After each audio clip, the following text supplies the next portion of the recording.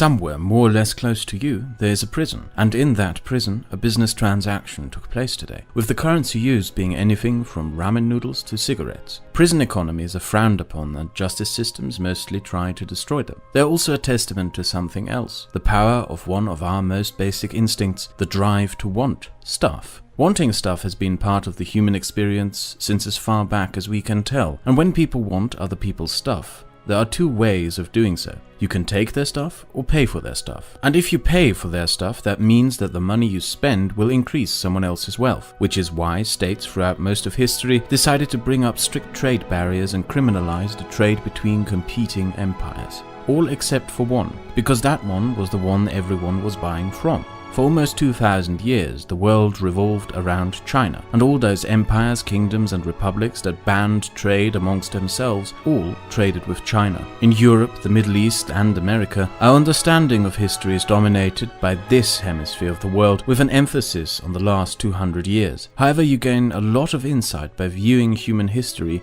from a Eurasian perspective, specifically the geopolitical maneuvering around China. The Chinese market and Chinese products are what dominated European, Middle Eastern and even African economies for almost 2,000 years. The Chinese had the world's largest labor pool, the world's most efficient state and the world's most wanted products. Silk, tea, salt, sugar, porcelain and spices were China's main export, and the only payment they accepted was silver. European, Asian and African states fought wars over the control of these lucrative trade routes. Greeks, Romans, Persians, Byzantines, Venetians, Indians, Mongols, Arabs, Turks, many of the wars we know from our history books were fought to gain a more favorable position by conquering trade routes or ports in the world order, the Eurasian world order, within which China was the dominant economic power. And during those squabbles, a big game changer happened during the 1300s, the Ottomans, who gained control of trade routes between Europe and China, and didn't lose control over them for hundreds of years. Europeans didn't like trading with Muslims, let alone paying tariffs to them, so they tried finding ways around. The English and Dutch tried sailing around Russia, where they only found more Russia. The Spanish sailed west, finding a place they had never heard of before, and the Portuguese sailed around Africa. All of them did this for one reason: find new trade routes to China, and only one of them succeeded. This new trade route meant that the Portuguese had to pay no more tariffs and taxes as they would have through other trade routes, and was so profitable that they tried to keep it secret from others, which of course didn't work, and others immediately tried taking it from them. The Spaniards uncovered silver in the New World, which they used in their transactions with China, eventually even gaining a foothold in the Philippines to be closer to that trade route. But it was the New World where all the silver was mined that ultimately would lead to a change in the world order. Settlers who started to grow crops on what turned out to be some of the most fertile lands in the world started producing surplus that could sustain a large population, thereby increasing the labor pool of the Western Hemisphere, which, through innovation spurred on to expand trade, made products that decreased the reliance on those Far Eastern markets. The English and Dutch noticed that you could just occupy India and Indonesia rather than buy their products through the Chinese, which further decreased China's geopolitical dominance. Suddenly, China seemed far less important, and so did the trade routes to it.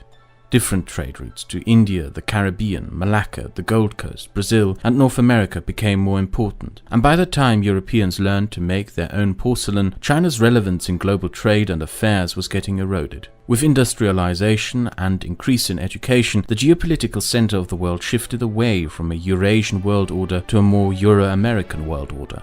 That shift completed itself in 1839, when the British Navy forced the Chinese to open its market and trade with them on their terms. The predominant global powers from that moment on are to be found in the Western Hemisphere and engaged in squabbles and conflicts over which one of them was the most dominant, with one of them eventually ending up on top. There are many names for the time period starting in the 1800s to today: Pax Britannica, Pax Americana, Modern Age, Space Age, Information Age, Atomic Age, Machine Age, Age of Ideology, Contemporary Age, Plastic Age and more. Whatever we name it, it's a result of European expansion, innovation and exploration starting in the 1400s with the initial goal of finding new trade routes to China, and it ended with Europeans not buying but taking their stuff and their geopolitical influence, thereby ending an almost 2,000-year-long geopolitical world order in which China stood at the center. And whatever you may call the centuries of European global dominance, you shouldn't forget one important aspect of it that we often tend to forget and many don't even know. The Chinese also have a name for it.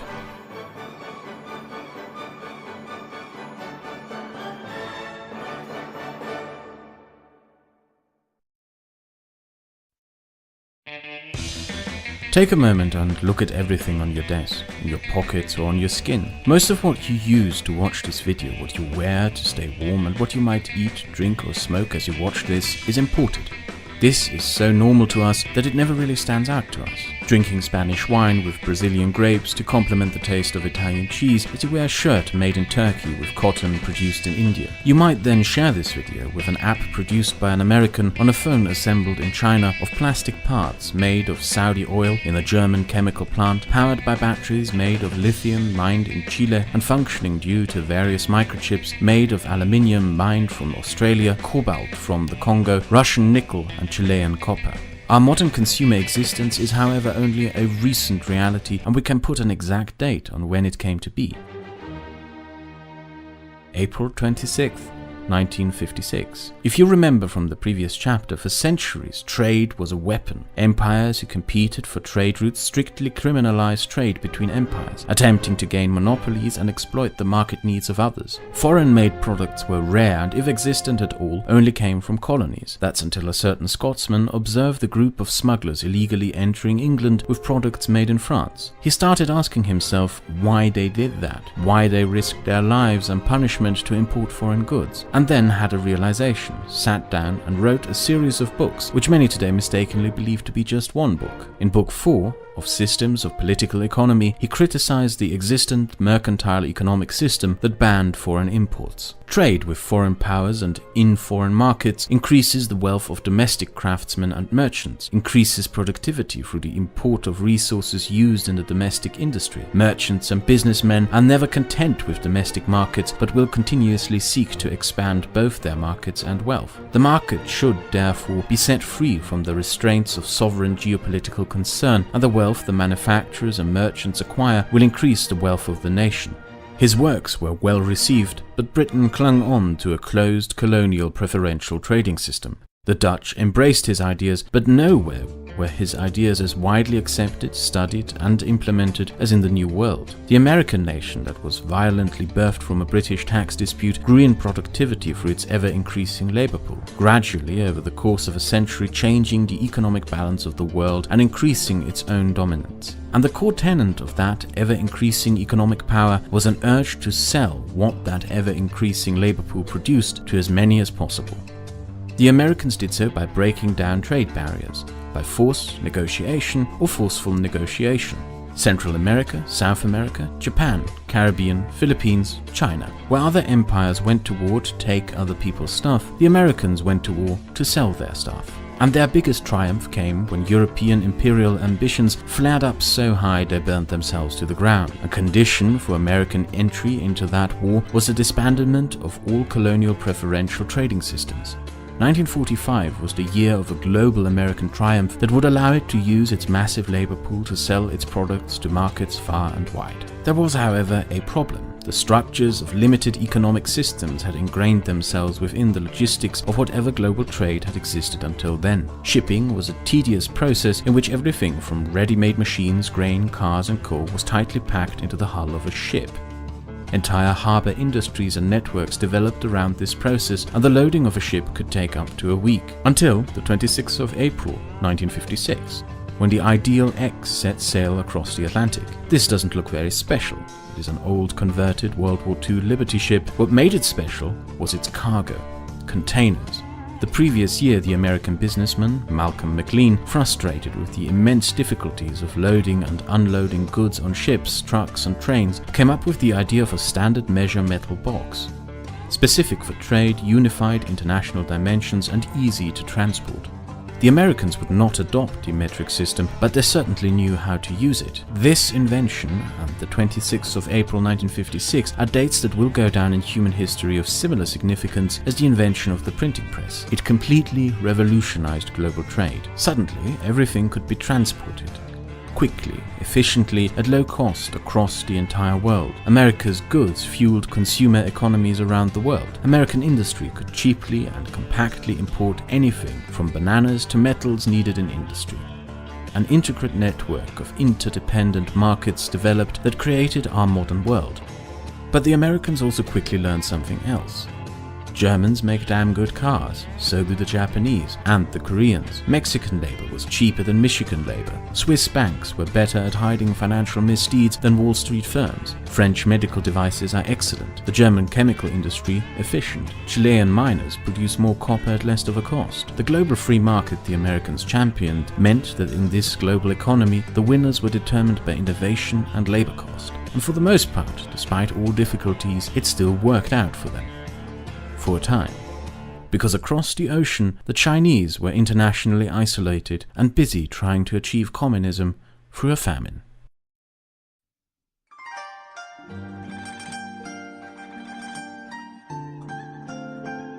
Imagine doing the same thing for 3,000 years. That's pretty much what China did. For 3,000 years it was ruled by an absolute monarch whose rule was legitimized by the mandate of heaven, a way of saying he keeps harmony through godly grace. If you have a problem seeing the significance, compare these 3,000 years to what happened in Europe throughout the same time. China had a great starting position in the game of civilizations, based around a fertile valley with a large labor pool, resources everyone wanted, a technology that produced products that everyone wanted, and natural borders that made it unattractive to invasion. So for 3,000 years the worst that happened was a few invasions by Mongols and Uyghurs who stayed and became Chinese, thereby not really changing anything, or the country splitting up into warring states who couldn't agree who should be emperor. Overall, it was a comfortable situation to be in, and that's where China's problems began. It was too comfortable. They had everything they wanted and needed right at their doorstep, ascribed to a state policy and philosophy of preserving the status quo and shunning outside influences, innovations, and reforms. Outsiders were seen as mere barbarians who should be grateful that the emperor dignified their existence by taking their silver.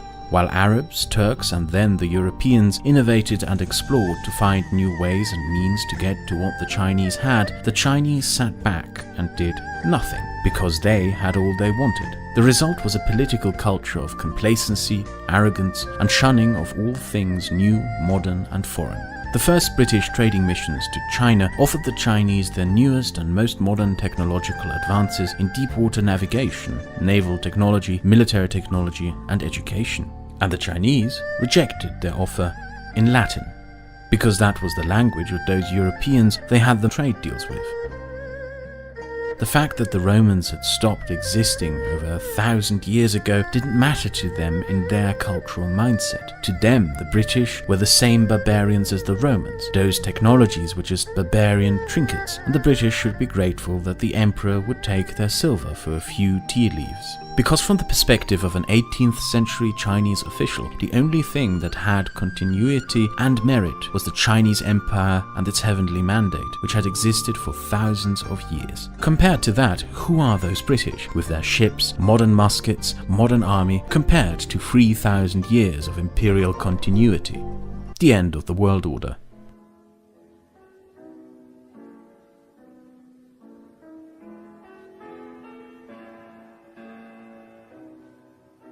There are colonial legacies in many countries. In few places does that legacy reverberate as heavily as it does here. China entered a century of foreign domination and dictates, and unlike its neighbors, its emperors were unwilling to adapt and assimilate into a modern world, resulting in a growing number of dissenters who concluded that the old world was indeed what had to be overthrown. So ended the world's longest continuous social order and monarchy when China formed its first republic in 1911. But strangely, things continued as they did before, just under new flags. China split up into warring states as it had so many times before, with strong men weeding each other out until only the strongest were left, with completely new mandates of heaven. Only this time it came with the intervention of a foreign force.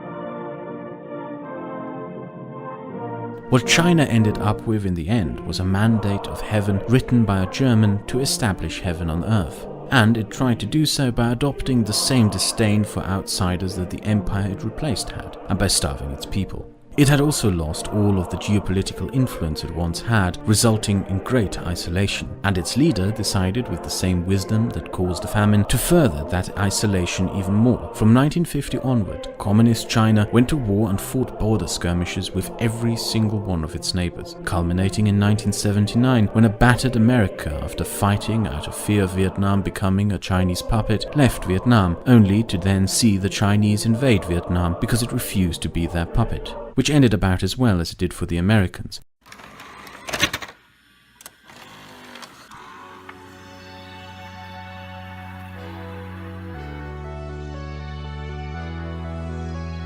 By the 1980s, when the global economy was roaring and international trade boomed like it never had before, China was one of the most isolated nations in the world. Before Nixon's visit, it had more in common with North Korea than any other country, a nation of indoctrinated, almost starving peasants in boiler suits, reciting the texts of the dear leader at every opportune moment. When China entered an era of economic restructuring under Deng Xiaoping, it did so not as a geopolitical move, certainly not to amass the wealth and power it has now, but a move out of desperation to break free from international isolation. China had lost many things throughout the last decades: its dignity, brains, global influence, regional hegemony, puppet states, an entire generation, several national treasures, and the strategically important island. All it had to show for it was a second-hand, ramshack Soviet nuclear weapons program. But it had still one very valuable asset: the world's largest labor pool. Just as in the Soviet Union, the Chinese economy was stagnant and dysfunctional by the 1970s. Unlike the Soviet Union, the Chinese Communist Party realized that continuing as if all was alright was a recipe for disaster. Therefore, it introduced an economic reform program.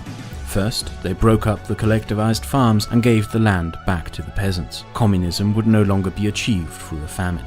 Then they permitted private enterprise and foreign investment. China was to be turned into the world's factory for plastic rubbish. The small independent peasants generated a reliable food supply, whilst more and more companies moved production of cheap plastic products to China. By the late 1980s, government price controls were abolished, allowing people to sell produce and products at prices determined by the market. State industries were privatized, and the Shanghai Stock Exchange was reopened for the first time in 40 years. The Chinese were now, for the first time in decades, themselves invested in a private economy. Political liberalization was attempted, but resulted in a series of events that the government insists never happened. And large economic liberalization didn't occur until the 2000s, when the army was forced to give up its businesses, Mao's large welfare state was cut down, and large-scale privatization made 50% of China's economy private. This point, at around 2005, is when our story in our lifetimes begins.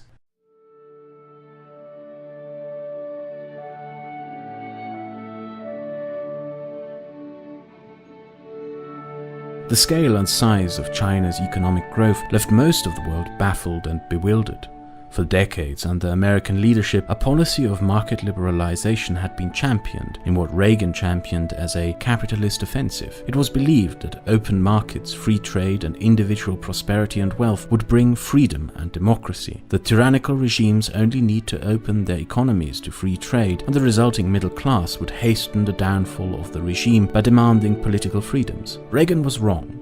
The world found itself confronted with authoritarian capitalism instead. And even though some analysts believe this to be a new phenomenon, the truth of the matter is that authoritarian free market nations have existed throughout history. And it would be wrong, though, to see China as a simple authoritarian capitalist state, or to conclude that it no longer is a communist country. The years of the most exponential economic growth coincided with the return of more conservative communist forces into power under Hu Jintao. He tightened the single-party control of the state, stopped privatization, created a system of national champions in which state-owned industry and their managers earned massive bonuses if they could run businesses that successfully competed with private enterprise.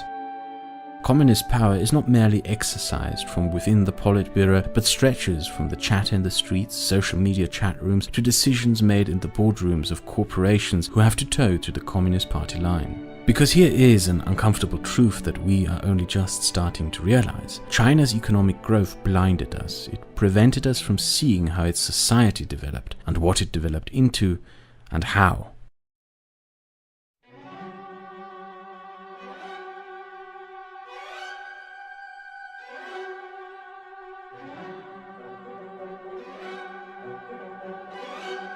Xi Jinping's story is a story tied deeply to the great story, the story of the country itself. It's a story in stark contrast to the one of the current president of the United States. Xi is a Red Prince, the son of one of the founding revolutionaries of the Chinese Communist state, Xi Zhongxun, a hero of the civil wars against Chinese nationalist forces, and built a solid defensive war economy during the Japanese invasion. After the war, he was a member of the Central Committee, moving with his family into a wing of the Imperial Palace of Beijing. This is where Xi Jinping spent his early childhood. As famines ravaged the mainland, Xi enjoyed a privileged life and education amongst the party elite, living in what was once the Emperor's Palace, until 1966.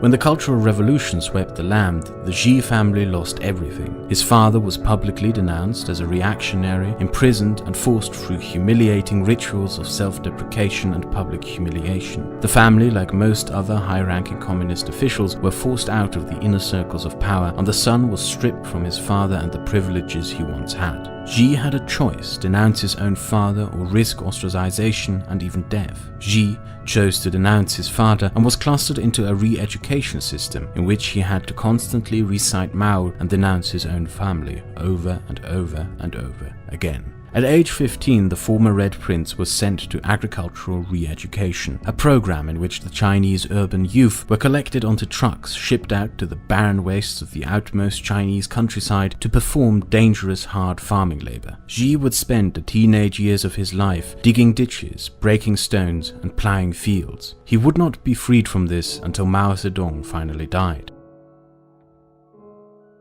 After which he went to study chemistry, graduating with a degree in organic chemistry.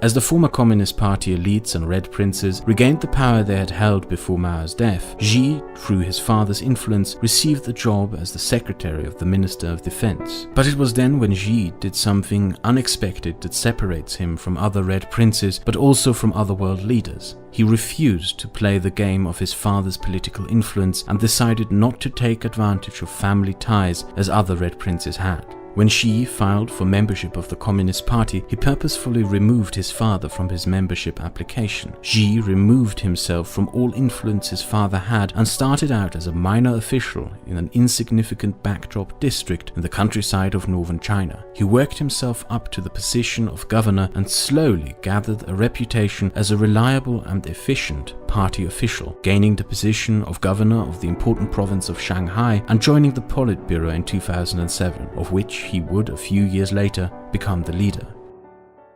我自愿加入中国共产党。我自愿加入中国共产党。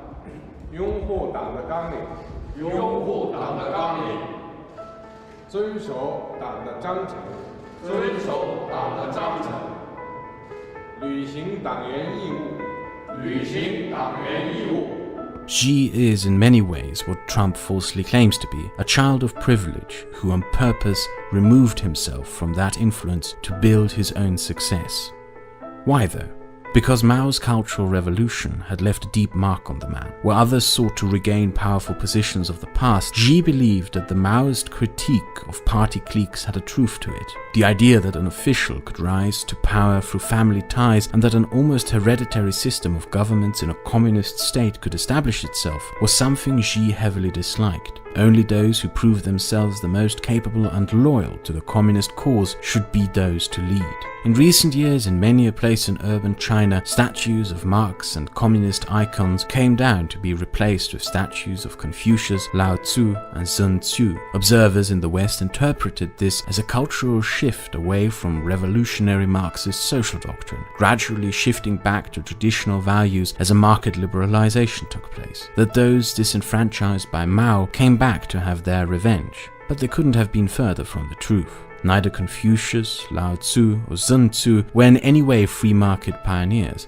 let alone paragons of democracy, but the founding philosophers of a social conservative Chinese imperial doctrine of the preservation of a status quo through social harmony. A harmony through obedience, authority, and knowing where your place in society is. Values and standards that the Chinese could not only identify with through a more historic identity, formed through a new nationalism that encourages its people to take pride in the nation's pre-communist past, but values that serve the desire of the Chinese state, a state whose priority is that in all policies harmony must always be preserved at home. Xi Jinping's bid for the Chinese presidency may have started by him conjuring up a self-image as a liberal reformer, but doubt of the sincerity behind that was soon confirmed after a Politburo document leaked to the public, a memo written by Xi outlining his policy doctrine to all members of the Politburo, known as Document Number 9. Its leaker, a dissident journalist, was sentenced to a lengthy prison sentence for leaking state secrets. The document is a list of what Xi considers to be the 7 biggest enemies of the Chinese state: constitutional democracy, universal values, individual rights, economic liberalism, free and independent journalism, and the critiquing of Chinese socialism. Xi's vision of China is one of a society in order and prosperity, obedient to its leadership. This is a country in which the public shamings of the Cultural Revolution are still alive, with exhibitions in town halls showing and shaming condemned people. A country in which posting the wrong thing on social media can get you not only a prison sentence, but to be publicly shamed on national television. 我本身就是一个喜欢炫耀，然后有爱慕虚荣的一个小女孩的性格。 This is a country in which the president is welcomed by the new staff like a boss or colleague rather than being questioned. This is a country with a surveillance system never before seen in human history in terms of how deep it can stare into the private lives of its citizens. And the economic growth blinded many to see through the growing profits to realize that the society behind it was still very much an authoritarian state. Modern China merely ascribes to a more pragmatic communism than other entities. It doesn't wish to end up like North Korea, so it engages in international organizations and diplomacy. It doesn't want to end up like the Soviet Union, so it partially liberalized its markets. But Xi's China also seeks to legitimize its regime by attempting to tie it to the larger history and story of China. A history it once shunned has been made vogue, and figures once denounced have been resurrected as nationalist heroes of an independent China. But most crucially to Xi and Xi's main mission and agenda is to rebuild the geopolitical power that this past empire once had. Key to that is a largely unknown politician, Xi's chief foreign policy advisor, Wang Huning, who formulated Xi's foreign policy doctrine of prosperity through authority, known as the Chinese Dream.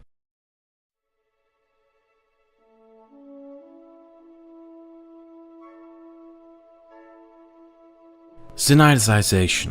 It's a word you have probably never heard before. It has a small Wikipedia article that doesn't do the term justice. And even though I am not someone who likes to make predictions, I will wager that this is a term you will be hearing a lot more from politicians, demagogues, and media outlets in the next 20 years. It's similar to Islamization in that it is a word describing a real process, definitely a historic event, but is also a word easily abused by demagogues. So what is Sinicization? What we call the Chinese are the Han Chinese. In fact, many of the stereotypes associated with China are not even Chinese. These tight silk dresses, as well as this hairstyle, are not Han Chinese, but Manchu, who are an ethnic minority of northern China that came to rule the empire throughout its last 200 years. The Han Chinese originated from the fertile valleys of the Yellow River Basin. So the question is, how did they end up ruling all of this?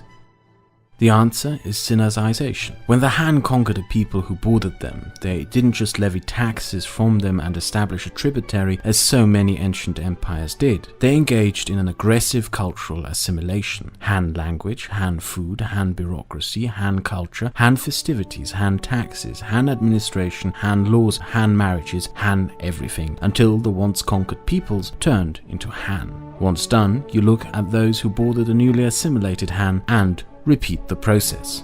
Throughout thousands of years, a small kingdom at the basin of the Yellow River stretched its influence out from the deserts of Central Asia to the Himalayas to the steppes of Mongolia to the jungles of Southeast Asia. From Turkic horsemen, Russian migrants, Koreans, and Vietnamese ethnic groups, the Han assimilated them all into one empire under one language and culture. only a few ethnic enclaves remain, mostly in the outer borderlands of the barren steppes of Inner Mongolia, the isolated villages of the Himalayas, the Gobi Desert's small communities, or in towns hidden in the labyrinthian plateaus of southern China. To give you an idea of how effective this process is, the indigenous people of what we now know as Taiwan were Austronesians, dark-skinned, boat-faring communities of fishermen and warriors who originated from Madagascar. In language and culture, they had more in common with the New Zealand Maori or Hawaiians, who they were related to. And when the Chinese arrived in the 1600s, slowly, over the course of 400 years of Sinicization, they were turned into what are Chinese, with segments of Austronesian culture intertwined in a largely Chinese people. Throughout the last centuries, China has changed, more so than many other nations, yet some things seem to not have changed at all. The assimilation of peoples in many ways reflects the Sinicization of past Chinese states. That's because every communist entity inherits the geopolitical struggles and ambitions of the entities it replaces. The Soviet Union sought out warm ports and Eastern European dominion, just as the Russian Empire had. East Germany sought out unification and global recognition, just as previous German entities had. Vietnam sought out independence and Poland sought out sovereignty. Communist China not only inherited a revived populist nationalism and the desire to assimilate foreigners from its forebears, but the same geopolitical ambitions to restore Chinese dominion and power. Before the century of humiliation, China was the unquestioned regional power with a vast tributary system under which many foreign kings bowed to them. Korea bent its knee to the emperor's will. Persian, Arab, and even African kings lined up to pay tribute. The islands of Malaysia and Indonesia had kings and sultans bending to the emperor's will. By far the biggest nuisance were the Mongols, who at one point were pacified, and the Vietnamese, who refused to be Chinese and basically rose up in rebellion once every 100 years. In an endless cycle of Chinese invasion, Vietnamese kicking them out, followed by Chinese invasion and vice versa, that lasted for almost 1,500 years, establishing almost a pattern of Vietnam spending its history kicking out foreign invaders. This Chinese dominion over Asia, however, came with many resentments. The Japanese, who despite what Japanese nationalists will tell you, were once a Chinese tributary, were the first to tell the Chinese to sod off. The Dutch snatched Indonesia. When the Vietnamese kicked out the Chinese again in 1800 for the gazillionth time, the French took advantage and invaded Vietnam. Piece after piece, Chinese spheres of influence were snatched by other powers. And this came not only with a colonial legacy in these countries, but with the backlash against ethnic Chinese in these regions. As China's power waned, Chinese minorities in Asia got the brunt, from Vietnam to Malaysia, culminating in 1966 when, under the trumped-up justification of purging communists, an Islamist Indonesian government massacred its Chinese minority in a largely forgotten genocide. The founding of Singapore in many ways was due to a city with a Chinese majority being unwilling to bow to a Muslim majority Malayan state. In Malaysia itself, ethnic Chinese lived for decades as second-hand citizens in that state. Vietnam, despite being communist as well as North Korea, shunned closer relations with their once imperial overlord in favor to closer ties with the Soviet Union. To this day, despite the fact that many of these East Asian nations spent almost a century at each other's throats, or at the throats of others, many are united in distrust and suspicion over their big neighbor who once had held dominion over them all. That distrust runs so deep that Vietnam, when opening to the outside world again, first opened to the United States before it did to China. When rebuilding the sphere of influence China once had, it faces an enormous set of challenges. It operates in a sphere dominated by the Americans. The states it used to command and control are not only independent but deeply distrustful of her. But China is determined, especially under Xi, to rebuild what it once had. And the best way of doing so is by observing how others had gained it.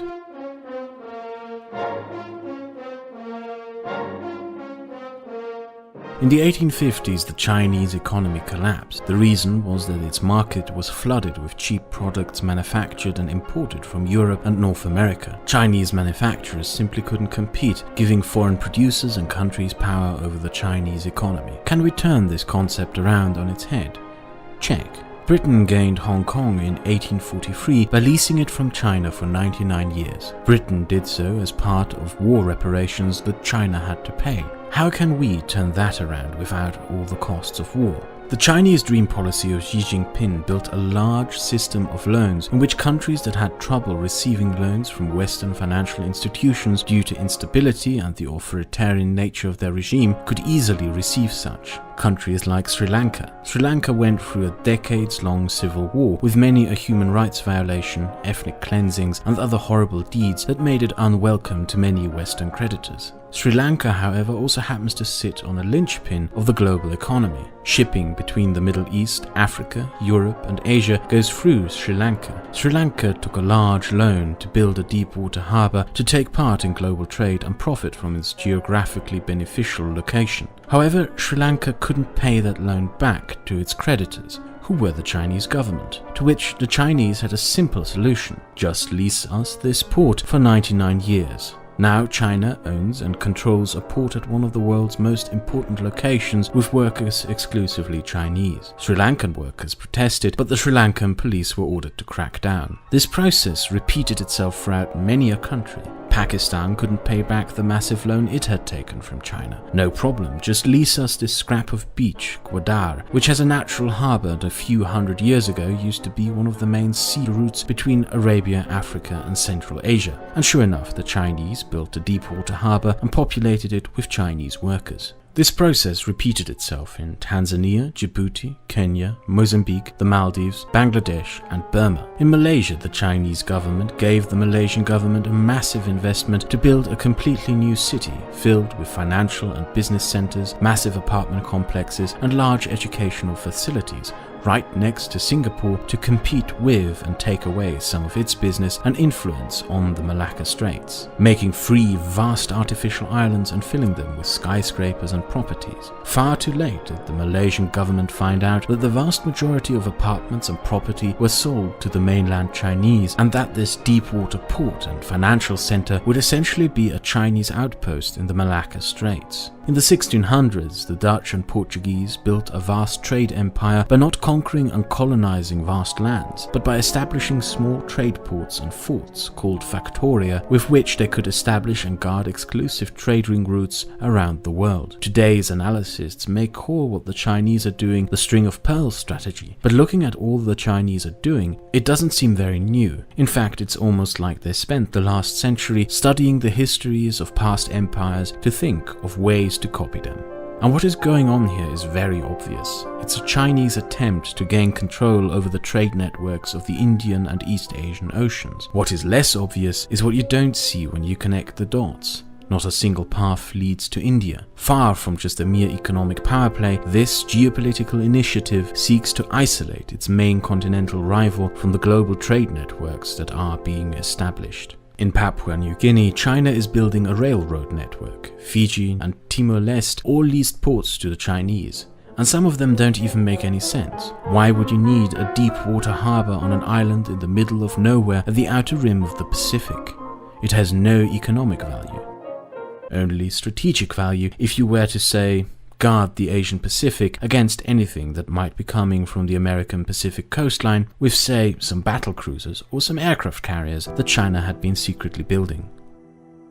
However, many insisted that there was nothing to worry about. The Chinese government always insisted that it would never have foreign military bases. It always criticized the Americans for having such, and that it would never do what it called the American way of geopolitics. Its harbors from Pakistan to Djibouti would never host Chinese troops and warships. Xi even publicly stated this at a press conference with Obama at the White House. Just a few years later, barely into a year after Trump's election, the Chinese Navy and Chinese Marines were stationed in Djibouti. This is largely unknown to the public, which was largely distracted at the time with news stories about the pedantic squabbling around Trump's election. Djibouti is a key location in the world. It lies at the Horn of Africa. The French, Americans, British, Italians, Spanish, and even the Germans have troops stationed there. It's from where all anti-piracy operations in the region are commanded. It allows for quick access to most of the Middle East, and suddenly, out of the blue, Chinese soldiers were there. With the world distracted by Trump's first year in office, things suddenly moved quickly.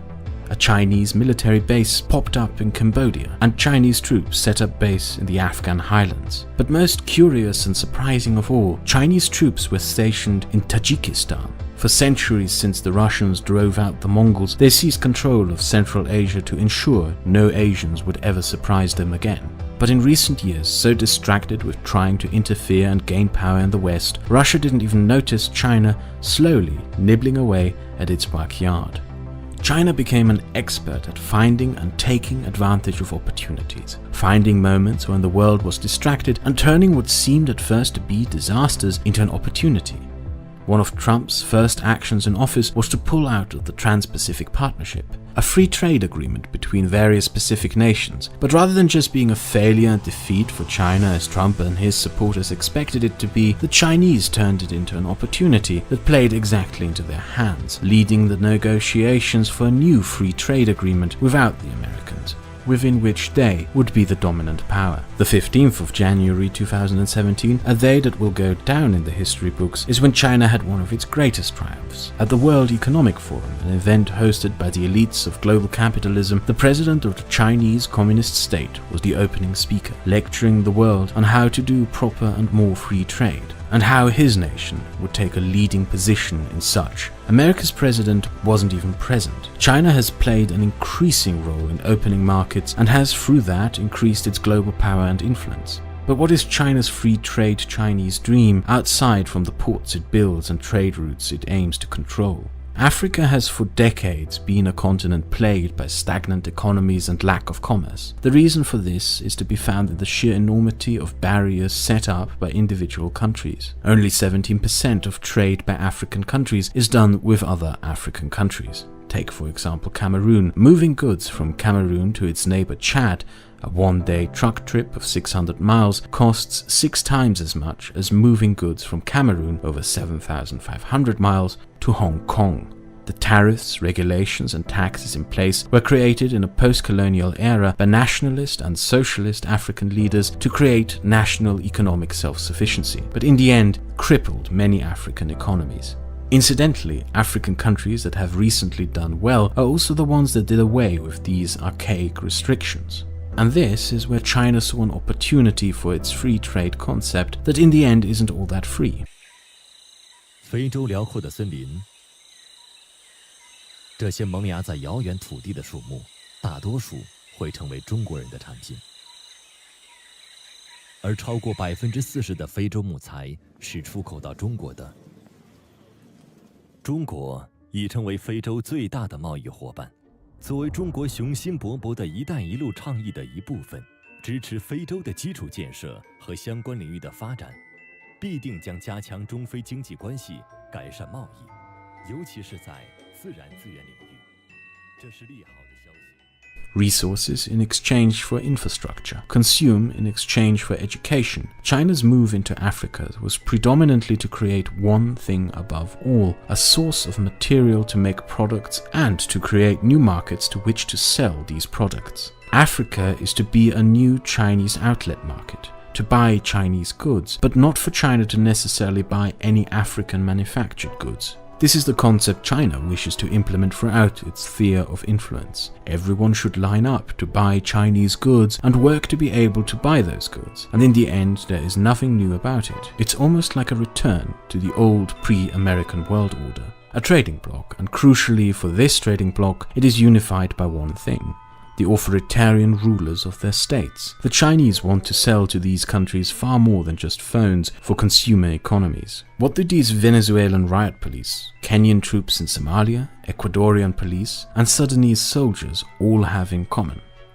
They all use Chinese equipment, Chinese armed vehicles specifically built for riot control, Chinese personnel carriers, Chinese mass surveillance systems, and Chinese rifles. During the Cold War, the democratic world found itself confronted with an undemocratic bloc of nations that restricted itself from full participation in global trade, as well as from cooperation with authoritarian regimes of differing ideologies. China takes a more pragmatic approach, an international bloc bound in trade, united by the leadership's desire to remain in power, no matter what its ideologies may be. China declared its African trade bloc to be united through a common experience as victims of Western imperialism, yet also copies what those old empires once implemented in preferential trading blocs and outlet markets.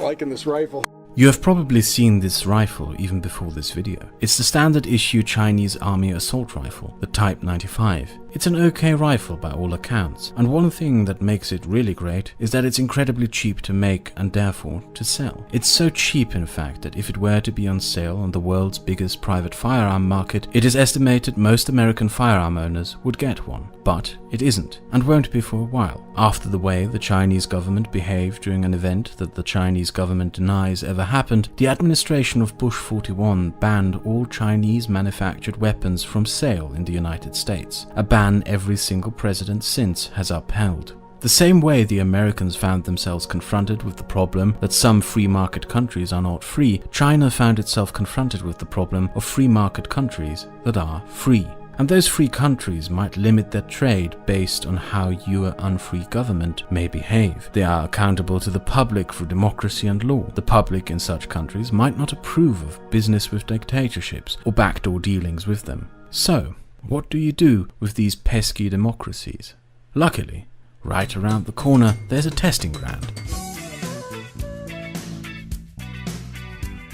Big, far from other democracies and their attention, a place ideal to test things, such as prison colony systems, nuclear weapons, or just to deport the Irish to. Ideal to test how the Chinese dream would go with democracy. If you pick up one of the Chinese school books that millions of children across China are educated with, you will find within it what the Chinese state thinks of parliamentary democracy.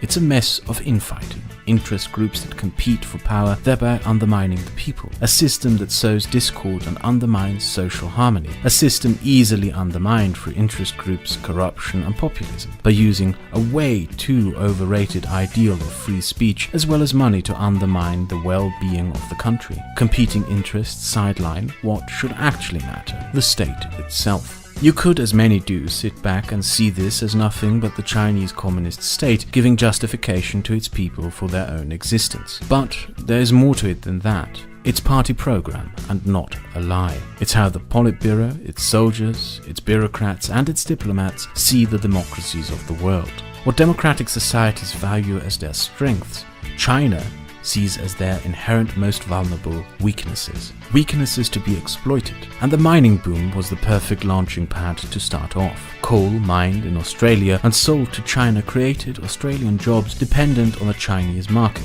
It formed the backbone of ever greater business ties. From coal to milk to aluminium to beef, a third of all Australian exports are by now shipped to China. Suddenly, Chinese billionaires with ties to the Communist Party appeared, investing into Australian business, donating to candidates, and seeking ever closer ties into the inner circles of Australian governance. A strew of Australian politicians were forced to resign after taking large donations or just outright bribes from wealthy Chinese individuals with close ties to the Beijing Politburo. China presented itself to Labour as fellow social democrats concerned with the welfare and well-being of the working people, while presenting itself to the Conservatives as savvy investors and job creators, ensuring that no matter who may be in the Prime Minister's office, Beijing would get its slice of the cake. Anti-racism social justice organizations with suspiciously close ties to Beijing set out to find, shame and condemn those who dared speak of an ever-encroaching Chinese influence. Meanwhile, China started buying into valuable Australian assets sold off by conservative governments, such as ever-increasing Chinese ownership of Australia's drinking water rights, a crucial resource in a country like Australia. Australian ministers forced into resignation over corruption probes hold speeches on and promote the ever-increasing economic interdependence between Australia and China, which by and large goes unnoticed by the rest of the world. China's portfolio in Australia is by now $6.3 billion in size, in assets such as gas, coal, real estate, water and railroads. It is by now undeniable that Chinese influence over Australian politics has contributed to decisions the consequences of which Australia will have to struggle with in the future. But for China, this was just a test run.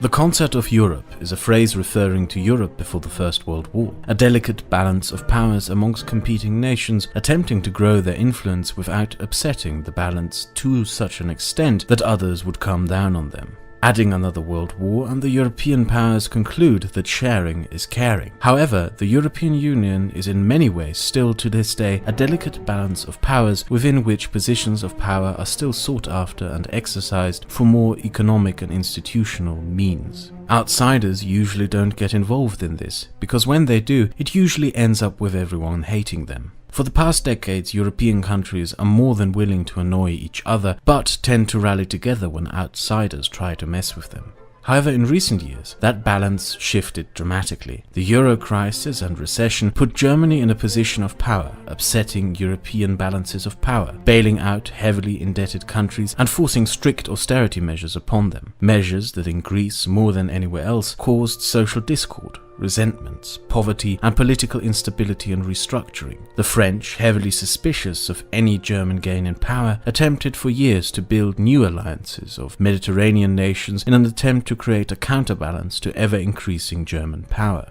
with weird inner European organizations that mostly failed due to the lack of financial, economic, and political credit to back any of this up. But someone else watched all this and saw opportunity. Piraeus is a harbour in southern Greece, about 6 miles from Athens. The harbour and shipbuilding industry was once the lifeblood of the Greek economy throughout the 70s and 80s. Little of it remained after the country's economic collapse. When China rolled in to buy the port of Piraeus from a left-wing government, there were some eyebrows raised, but little protest. The Chinese promised and worked on making Piraeus the largest Mediterranean and eventually European harbour. Connected with Chinese-built railroads throughout the Balkans, the intention is to make Piraeus the destination of all goods transported from Asia to Europe. Sparked by this, China went on a barely noticed shopping tour. Genoa, Marseille, Valencia, Bilbao, Nantes, Le Havre, Dunkirk, Antwerp, Bruges, ports bought by Chinese groups across the European coastline. By 2018, 10% of all European harbours were controlled by China. Agricultural, logistics and technology firms were bought up in Switzerland, including China's biggest foreign asset, the agricultural giant Syngenta, acquired for $43 billion. Major Chinese shopping tours were undertaken in Portugal and France, such as the Chinese microchip manufacturer Lincent. Where corporations once feared Chinese corporate espionage, China now just buys them. But no country was as eager to sell off as many of its assets as possible to the Chinese as the British, even setting up its own British investment fund to manage and promote the sale of British business and assets to the Chinese, run by the former British Prime Minister David Cameron. By and large, Chinese money goes into buying real estate and into the UK's energy sector, the intention being to build Chinese nuclear power plants for the UK in the near future. British governments seem little concerned. In post-Brexit Britain, China can easily present itself as a savvy investor and business partner who are the solution to Britain's future outside of a European market. And the opposition doesn't care much either. The SNP is just as willing to sell whatever it can sell in Scotland to China, and the Labour Party is quite cosy and comfy with Xi. To the Greeks and Portuguese, China presented itself as a fellow socialist concerned with the ever-increasing Mediterranean poverty, presenting itself as a saviour from the ruthless capitalism of Northern Europe. In Eastern Europe, China appeals to right-wing authoritarian populists with a common authoritarian, less democratic zeal. European suspicions didn't start to rise until the Chinese started buying into German car industries and Dutch harbours, both of which are industry sectors vital to national economies. So it was the Dutch and the Germans who were the first to sound the alarm and suspicion over ever-increasing Chinese economic and fiscal influence in Europe. And it may be easy to look and not see much to be worried about, but the impact this has had on Europe is nothing short of extraordinary. Every year, the European Union publishes a report on the state of human rights in China, a summary of the state of rights and liberties in the country. Nothing binding, but still supposed to be a guideline for European leaders on who to do what kind of business with, if any at all, as well as the document the United Nations rely on for their overall report. China never exactly received the most glamorous of ratings on these, but not that it had to worry them, because the reports stopped being made in 2018. vetoed by the Greek government, one of the largest recipients of Chinese investments. Hungary cancelled all commitment to improvement of the human rights situation abroad as part of the European Union, its prime minister even openly praising China as a reliable system of governance for the future. The former French Prime Minister, Jean-Pierre Raffarin, openly argues that with an increasingly volatile United States, Europe's future is to abandon its alliance with the United States for deeper ties with China. In June 2017, when the French president proposed a law that would bar foreign investors from buying up and taking over strategically important European industries and businesses and protect European workers from foreign practices, his proposal, backed by almost all of the European left, was vetoed by the socialist Prime Minister of Portugal, who openly told the French president that it was China who had saved Portugal during the crisis, and therefore Portugal will protect China in Europe. You might find these examples to be too small to care about, which they are not, but even if you don't see the significance in the policies, they represent something extraordinary, the danger of which cannot be understated.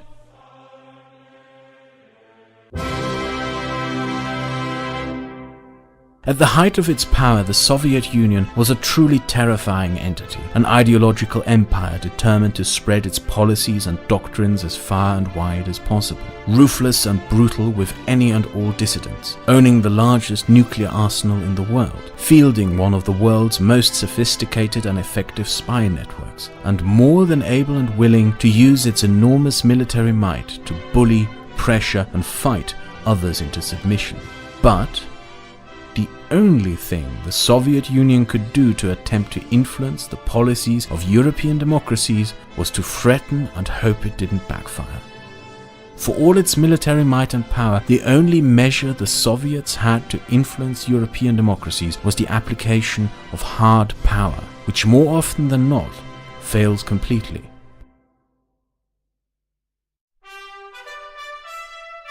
China accomplished something the Soviets couldn't even dream of: soft power.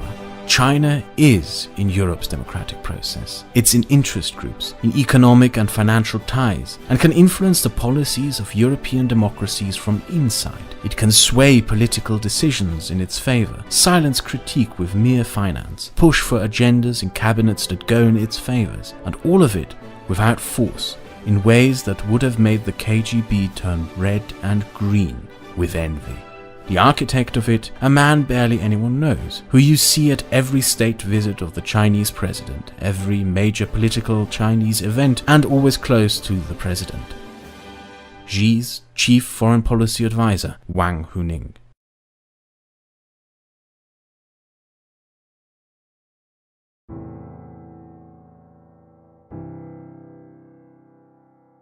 The developments described in this video have taken place throughout the past 4 years, and what none of them even illustrate is the increasing brazenness with which China acts. In late 2015, bookstore owners who sold books critical of the Chinese president and government in Hong Kong were kidnapped, dragged off to the mainland of China, and forced into making confessions to sedition, which they retracted once they were free. The brazenness with which China had acted caused a stir throughout Hong Kong. The resulting protest waves last to this day.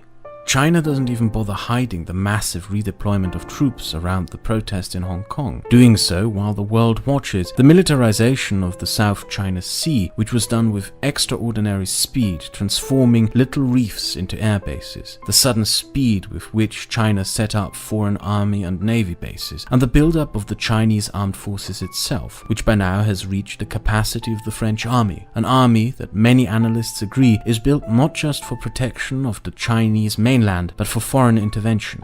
China has not acted so aggressively on the international stage since the days of Mao, and most of the world doesn't even seem to notice.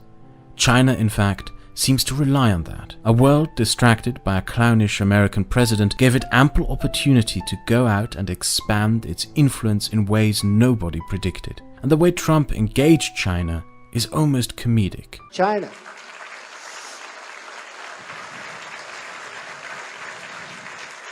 You go over to China, China, China, China, China, China, China, China, China, China, China. You take China. China. China. A soundbite president, he surely likes to do the talk, providing ample soundbites for Fox News and various online commentators about China this, China that, but what has actually been done under his leadership? Pulling out of the TPP gave China an opportunity to expand its influence over the Pacific by inserting itself to leading negotiations for new trade treaties without the Americans.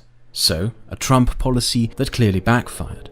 The Trump policy most celebrated by his supporters are the tariffs on Chinese goods. Exporting made in China to the United States became more expensive. So, what do you think happened next? Well, they just sold more to others at less of a cost. Yes, after all, they spent the recent years opening more markets.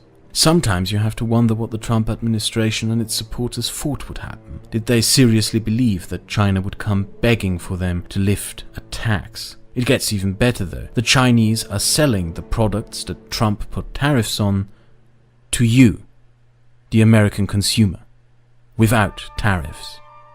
How? When the tariffs came up, one of the first things the Chinese did was build and open factories in Vietnam and Malaysia. Take a Huawei phone. What China does is assemble the phone to 90% completion in a Chinese factory. Then take the unfinished phones, ship them to the factories in Malaysia or Vietnam, add the final microchip, get the Made in Vietnam or Made in Malaysia stamp, and ship it off to the United States without paying the tariffs on Chinese goods.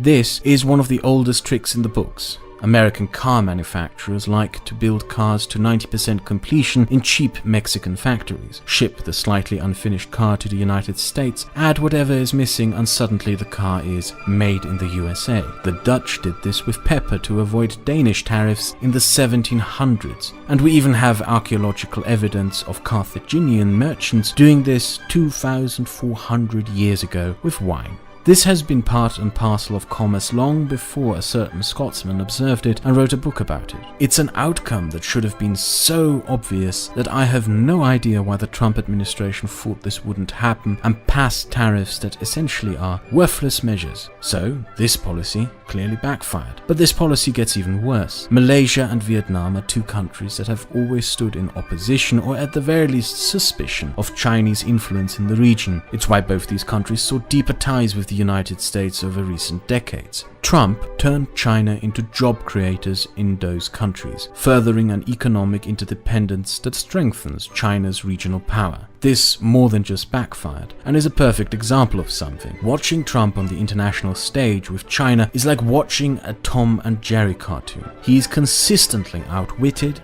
outmaneuvered, and taken for a fool at every single opportunity by the Chinese. The fundamental problem with Trump and his obnoxious, stupid foreign policy is that he believes he is a businessman and drives his foreign policy on that belief. The issue with China, though, is that it is not an economic challenge, but the geopolitical challenge, which leads Trump to such great political moves as imposing tariffs on China's biggest regional rival, India, thereby inadvertently strengthening China. Any reasonable diplomat or leader with a bare minimum of strategic understanding would have sought out to strengthen ties with India in confronting the ever-growing Chinese geopolitical dominance. There were many attempts to use trade as a way to outfox China's ever-growing influence. Trade agreements like the TPP or Obama's failed attempt with a trade agreement with the EU.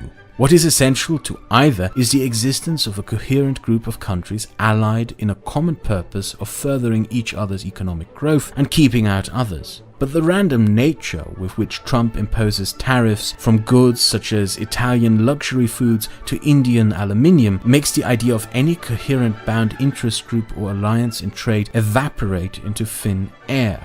Instead, Trump seems to be more interested in deliberately berating American allies and partners who increasingly look to China for a more calm, collected, predictable and mature partner in commerce. You also don't open new markets or make new friends by calling them shitholes.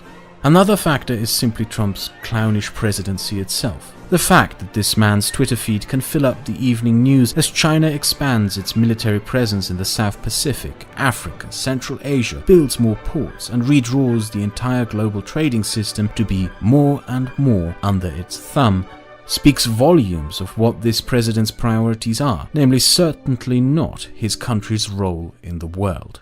China has taken full advantage of his presidency, more so than anyone else, to aggressively push further than any previous Chinese government and set its global ambitions into stone, while everyone else was distracted with a funny-looking blonde man, because apparently his presidency is all about triggering the libs, and no actual coherent policy. He lacks any vision for the future of his country in the world.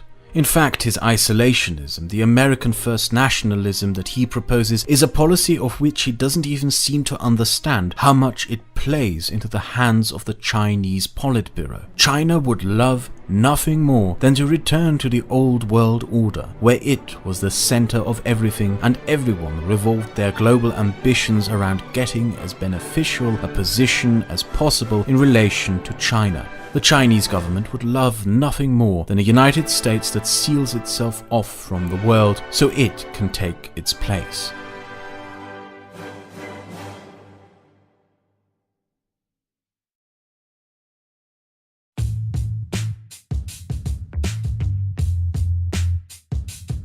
"20 years from now, we will find ourselves in the midst of a new Cold War. A Cold War that will be nothing like the last one, where simple limitations on trade crippled a communist bloc terminally, because it was hell-bent on ideology and refused to give up on catastrophic economic concepts. We will find ourselves instead confronted with a bloc of unfree nations united merely by authoritarian nature. A set of states willing to engage in business. A communist power for which pragmatic victories are more important than ideological stubbornness. An effective leadership of efficient, ruthless and strategically minded leaders determined to make the best out of every opportunity that presents itself. And the historians looking back to us will determine that it was this presidency which gave the Chinese enough power to kick it off. Trump is China's president of the United States. Dealing with what will be the most important challenge of our time will require more strategic and sound minds than Trump, but also a rethinking of the fundamentals of Western democratic foreign policy. The old Cold War assumption that capitalism will bring liberty and democracy died on Tiananmen Square and the ruins of the deregulated free market that Bush created in Iraq. This video was largely inspired by two books. The Perfect Dictatorship, China in the 21st Century by Steinringen, a Norwegian sociologist and professor of sociology at Oxford. A book that will give you a more than sufficient overview of the modern Chinese communist state.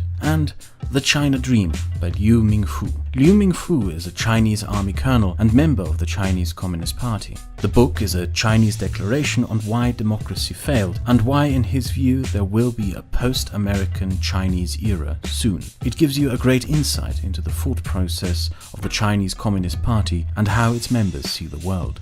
Xi Jinping has done his best to dismantle Deng Xiaoping's achievements. He brought private companies established under Deng under the control of the CCP and undermined the dynamism that used to characterize them. Rather than letting private enterprise blossom, Xi Jinping introduced his own China dream that can be summed up in two words: total control. That has had disastrous consequences. 金钱插旗，两场协弱，金项链的战士，耳随了中国当朝，驸马郎的旗帜，万万万我等的会儿。